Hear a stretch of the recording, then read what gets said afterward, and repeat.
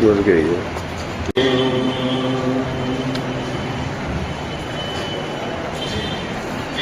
यो भूतं च भव्यं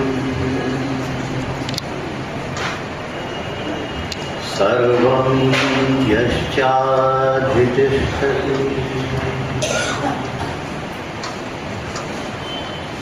परयस्य च केवलम्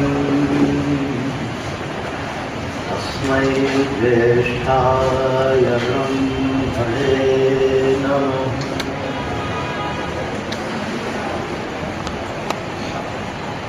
मंच पर आशीन हमारे परम मित्र आदरणीय श्री सलेख चंद्र जी आर्य,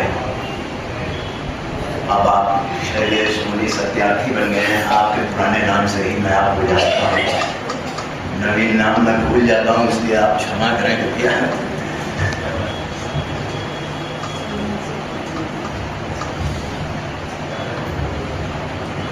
आर्य समाज के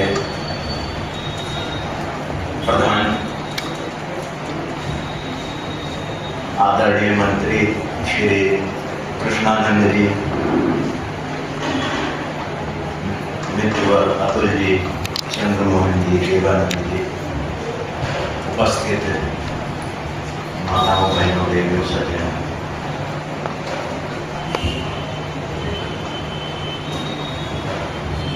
यद्यपि स्वास्थ्य मेरा ठीक नहीं है, तथापि आर्य समाज सदर से जो विशेष प्रेम मुझको 2 सालों से लगातार मिलता रहा,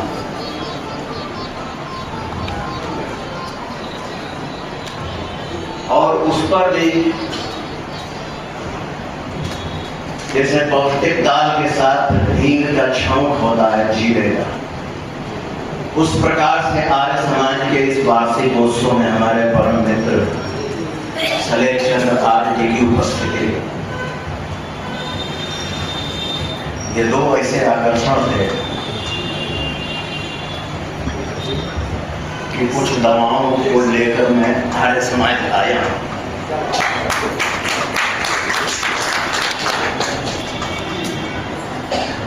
सलेख चंद्र जी से मुझको बहुत प्रेम मिला। आज भी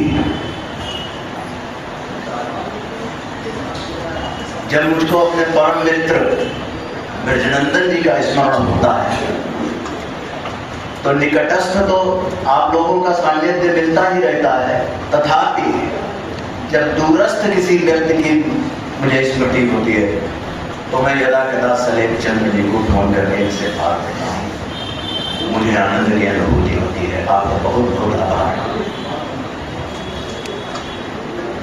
बंधुओं,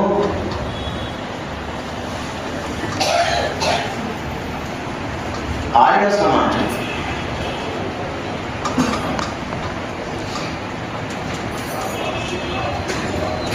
ये विगत धातु से आर्य शब्द बनता है, और गति शब्द के भी धातु पाठ में संस्कृत व्याकरण में 3 प्रकार से अर्थ किए जाते हैं। गतेस्त्रयो अर्था ज्ञानम गमनम प्राप्तिश्चेति।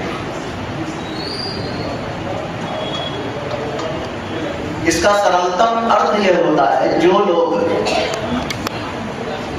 धर्म, सत्य, न्याय इसमें आस्था रखते हैं, अपने समाज, राष्ट्र की व्यवस्था का पालन करते हैं, निष्ठावान व्यक्ति, सद्ज्ञान, सत्कर्म, सदगति वाले, उन्हें हम आर्य कहते हैं। आज गति क्षेपणयों से सम उपसर्ग पूर्वक समाज शब्द बनता है। समम अजंती यस्मिन् जनाः सा समाजः, समम ज्ञान वृद्धिं कुर्वन्ति।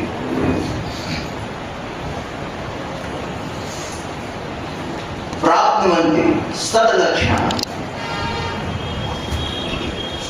प्रक्षिपन्ति दुर्गुणानि दुर्व्यसनानि यस्मात् सा समाजः। जिसमें मिलकर लोग ज्ञान की वृद्धि करें, सत्कर्मों को प्राप्त करें, और समाज में घुस आने वाली बुराइयों को मिलकर विद्वानों के संरक्षण में बाहर फेंक दें, उसे समाज कहते हैं। अर्थात देशभक्त सज्जन, वो जो ज्ञानवान है, जो सत्कर्मवान है, जो न्यायवान है, ऐसे लोगों के समूह को हम आर्य समाज कहते हैं। आर्य समाज की स्थापना महर्षि दयानंद सरस्वती ने दोबारा की सन 1975 के आसपास, 1875, क्षमा कीजिए। किंतु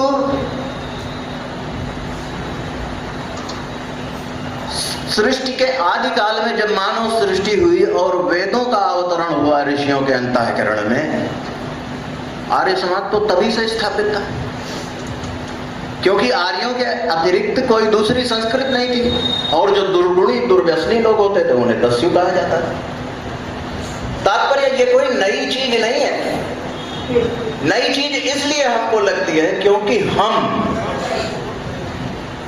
यदि इतिहास को उठाकर देखेंगे तो महाभारत का काल, जो आज से लगभग 5000 वर्ष पूर्व हुआ, तब से यह परंपरा वैदिक जो हमारी गड़बड़ हो गई थी, उसके कारण मुझको लगता है, हमको लगता है कि ये आर्य समाज कोई नई चीज है। अन्यथा ये तो सृष्टि के आदि काल से 1 अरब 96 करोड़ वर्ष, उससे अधिक बीत गए। महर्षि दयानंद सरस्वती ने महाभारत के काल में जब वामपंथी और जो विद्वानों में ऐषणाओं का आगमन हुआ और हमारा समाज जो पथभ्रष्ट हुआ, उस एक व्यवस्था को पुनः वेद और वेद की आज्ञाओं का अनुपालन करने की दिशा में फिर से समाज को अग्रसरित करने के लिए आर्य समाज नाम के संगठन की स्थापना। इस बीच बहुत से भाष्यकार हुए जिन्होंने अपनी व्यक्तिगत इच्छाओं की पूर्ति और स्वार्थ के लिए, या कह लीजिए कि अपनी अल्पज्ञता आदि के कारण वेदों के अनर्गल भाष्य किए, शास्त्र विरुद्ध अपने ज्ञानानुसार उनकी व्याख्याएं की। महीधर जो धुर वामपंथी था, उसने वेद के मंत्रों के इतने अश्लील अर्थ किए कि चारवाक आदि ने यहां तक कह दिया कि त्रयो वेद कर्तारा धूर्त भांड निशाचरा। उसके इतने अनुचित अर्थ किए कि चारवाकियों ने कहा कि वेद के कर्ता धूर्त, भांड और निशाचर रहे होंगे जिन्होंने इस वेद को लिखा। महर्षि दयानंद सरस्वती ने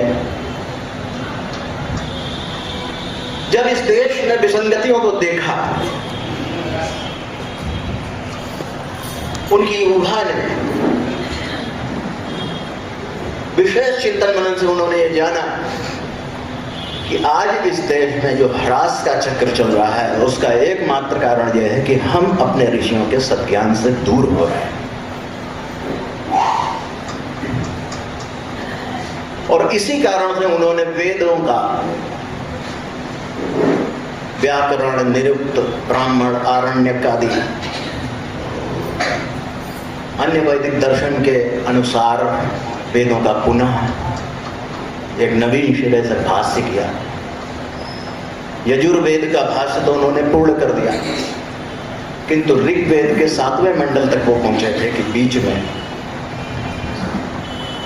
जिन लोगों ने धर्म के नाम पर पाखंड फैला रखा था और उस पाखंड से उनकी जीविका चलती थी, एक भयानक षड्यंत्र रचकर महर्षि दयानंद सरस्वती की हत्या करा दी। किंतु जैसे फूस पर गिरी हुई चिंगारी अपना काम कर जाती है, ऋषि दयानंद सरस्वती ने भी वही काम किया। उन्होंने इस देश के सदहृदय विद्वानों को एक ऐसी दिशा दिखा दी थी कि उनके बाद भी आर्य समाज के ढेर सारे विद्वानों ने उनके कार्य को पूर्ण किया। हम आर्य समाज में उत्सव मनाते हैं। हमारा ध्येय क्या होता है कि हम फिर से उसी ज्ञान परंपरा को जो ऋषियों की थी, जो वेद की थी, उस ज्ञान परंपरा को आगे बढ़ाना है।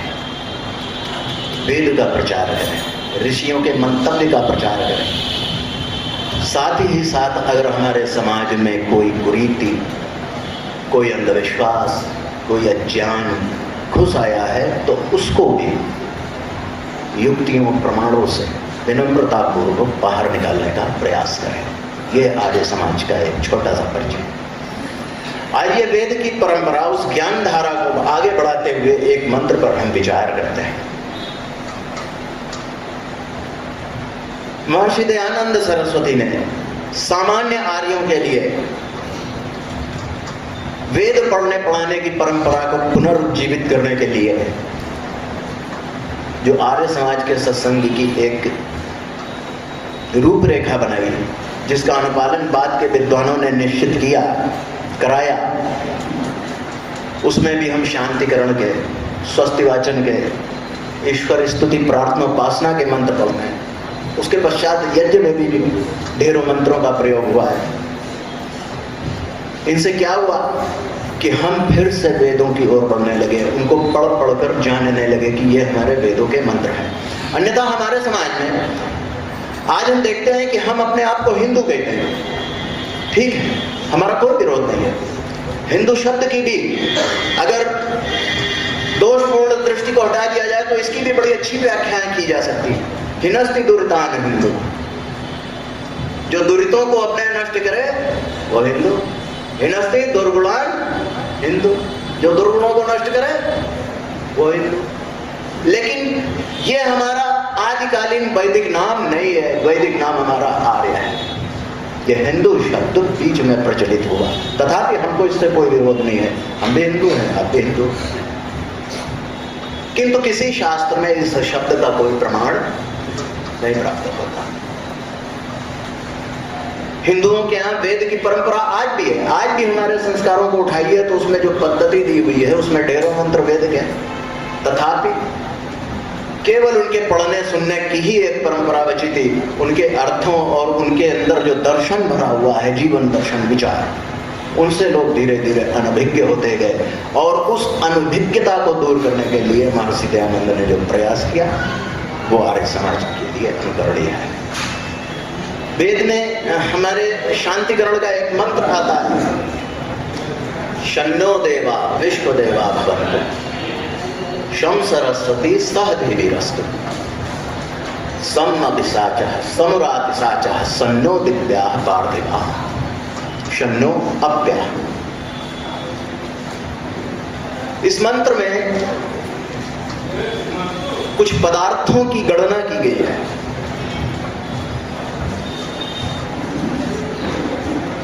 और उनसे हमको शांति प्राप्त हो, हमारा कल्याण हो, ऐसी प्रार्थना हमने ईश्वर से की इस वेद मंत्र के द्वारा।